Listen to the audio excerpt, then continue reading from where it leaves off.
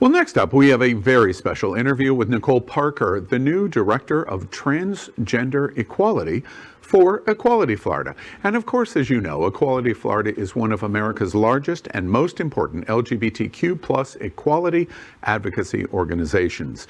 Nikole is a native to Orlando and of Black, Puerto Rican, and Italian descent.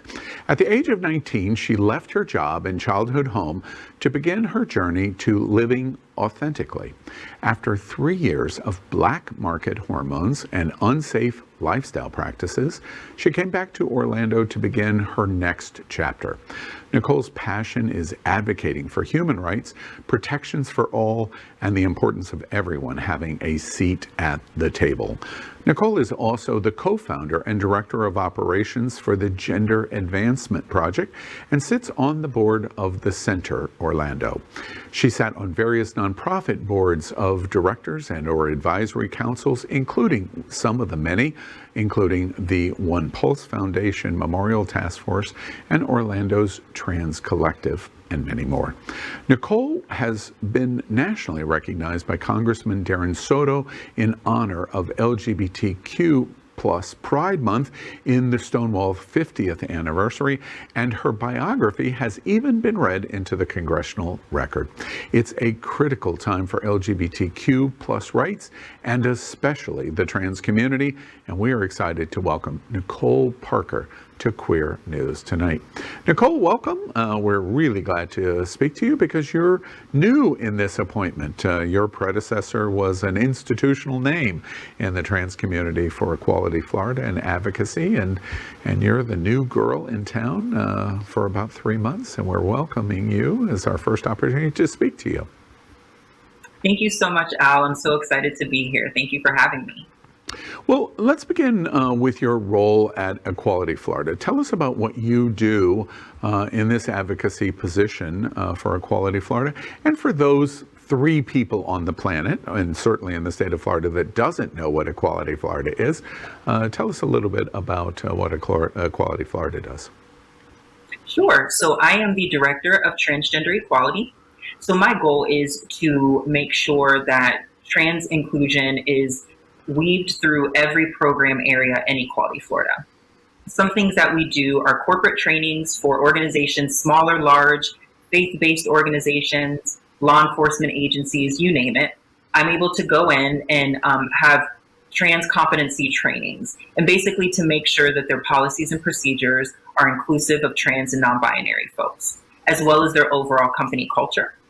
Some other things that we do is I host the Transgender Trans Action Leadership Academy.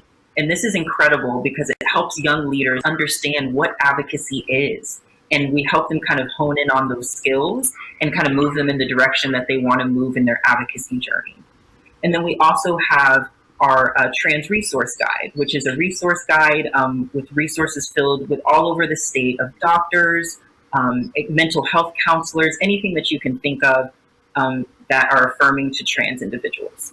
So there's a lot that we do here at Equality Florida, but I'm super excited to be here. Yeah, you have your hands busy. Let's start at the top in terms of the politics and the health and the children, trans children issues that we're watching.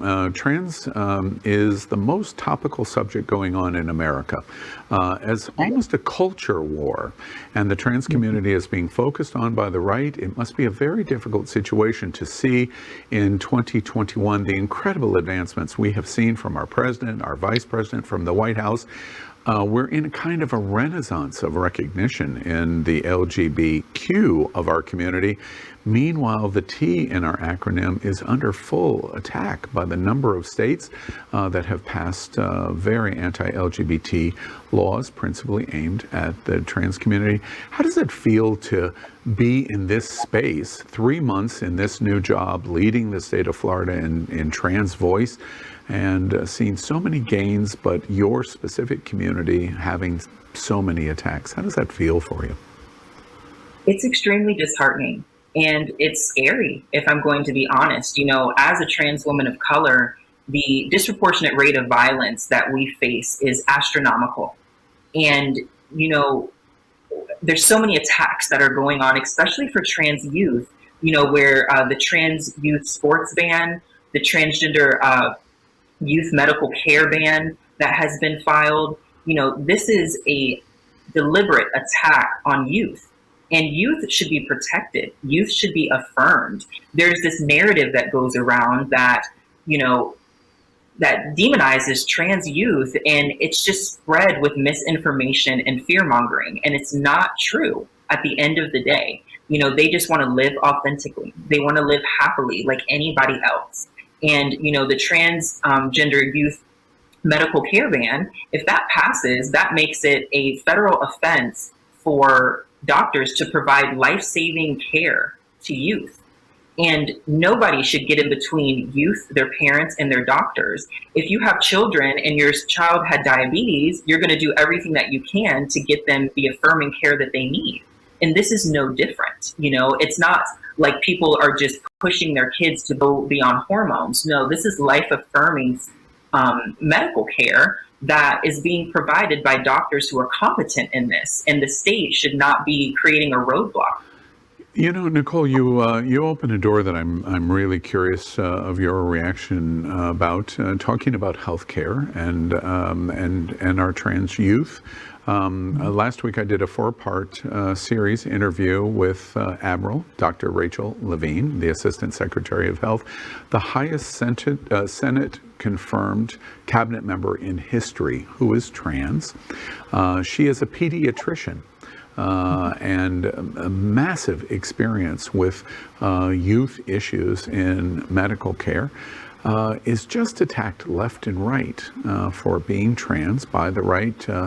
I call them the Gang of Three, Tucker and Sean and Laura at Fox News, in terms of how they summarize Dr. Levine, Admiral Levine now, and what is happening to our trans youth. Tell us a little bit about the unique needs that the trans community has, and first, tell us, what do you think about the representation of Admiral Levine in our government and Senate confirmed, and what's your reaction of having that representation for your community and our community? It is absolutely incredible. I could have never imagined that we would have, someone of our community in such a high level position like that. Representation is so important. And when I transitioned 10 years ago, I didn't really see people that looked like me, that had the same experience like me, especially in positions of power.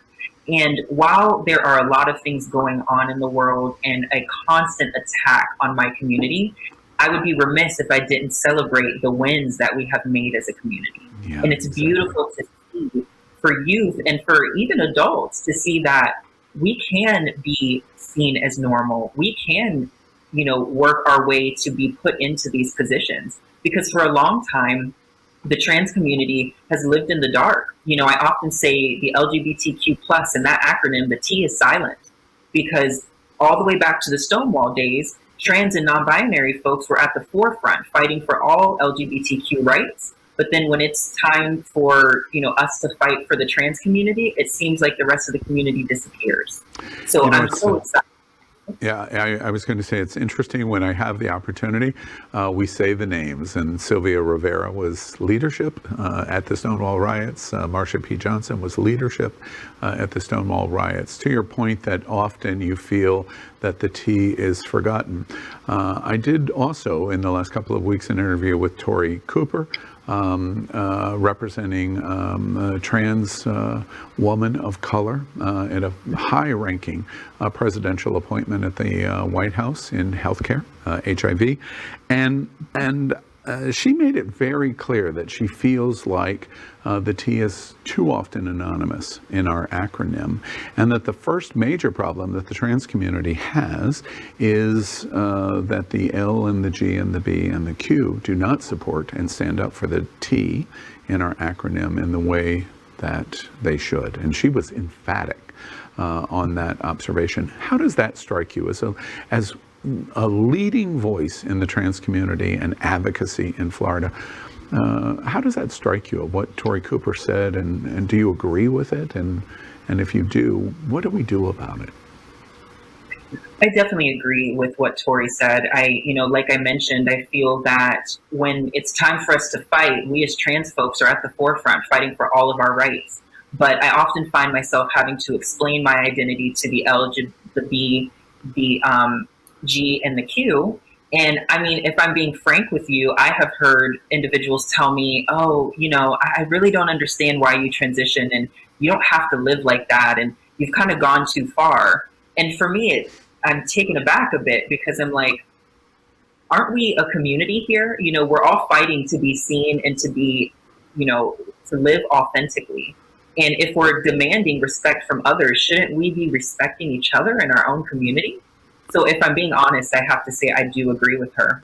Yeah, and to make sure that I understand you, you're saying that you don't hear that level of respect from the L and the G and the B and the Q that is needed to help propel the trans community. That's what you've just said. Definitely, and I can't say the whole. We of course have amazing allies, but if I'm looking at the community in general, I would say for the most part, the L, the G, the B, and the Q seem to fall a bit short when it comes to fighting for us as the trans and non-binary community. Loud and clear, heard loud and clear. And the month of November is important for LGBTQ+, but especially the trans community. We're getting ready on November 20th to remember the International Transgender Day of Remembrance. Particularly important this week, we've reported at Queer News Tonight that in 2021, unfortunately this week, we've hit an all-time record of violence against the trans community, especially trans women of color, in the number of deaths. What do you think about the intersection of the violence that we're seeing, all-time record high, and the intersection of TDOR on November 20th? It's so sad and it's so disheartening because it just happens every single year. And I feel like as a community, we're screaming, please see us, please help us. The violence just keeps happening and lawmakers are just kind of turning a blind eye and not seeing us for who we are. And that's the importance of Transgender Day of Remembrance. This was created because nobody was noticing or even acknowledging what was happening. So we had to come together as a community to honor those who we lost. Because at the end of the day, they were human. They had lives, they had aspirations. And it's up to us to make sure that folks remember that. And they're not just another news story about a trans individual who died. And all that is ever talked about is the time of death.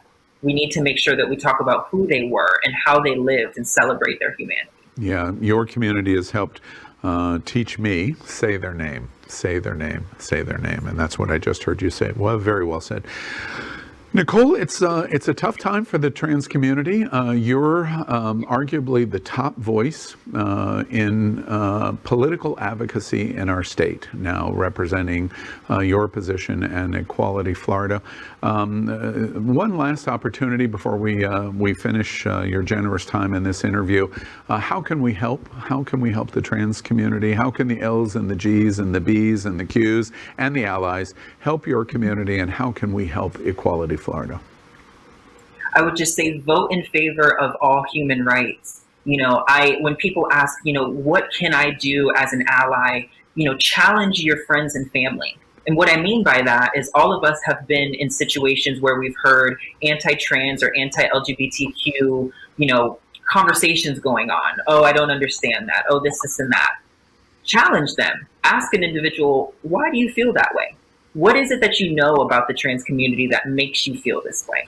And a lot of the times in those conversations, just you asking those questions and standing up for us will allow folks who are closest to you to maybe look at things a bit differently and realize that at the end of the day, we just want to live happy like everyone else. And while our experience may not be understood from everybody, that's the beauty of humanity, is our diversity, is our differences. And we can't ridicule someone for not fitting into the norm that you feel we should fit in. We should celebrate folks for living authentically. Absolutely. Well said. Nicole tells us that our L's and our G's and our B's and our Q's and our A's need to stand up in voice and support in voting and advocacy for the T in our community. And of course, we remind everyone, this can't be done for free. So go to equalityflorida.org, eqfl.org, and make a donation. Help support. Equality Florida is one of America's most important advocacy organizations, very critically important in the state of Florida to stand up against Tallahassee and our governor and what we see. And we have to keep Equality Florida in the fight, and we have to keep our new trans representation at Equality Florida in the fight, and that's Nikole Parker. So go to their website and look at how you can support Equality Florida and Nikole Parker's mission for the trans community and the broad advocacy of Equality Florida. Any final things you would like to say, Nikole? I just want to, at the end of the day, we are human and we're just trying to live happy as well. And if you don't understand, I encourage you to talk to a trans person, ask questions, befriend a trans person, and I guarantee you, you will see that we're just like anyone else. Yeah.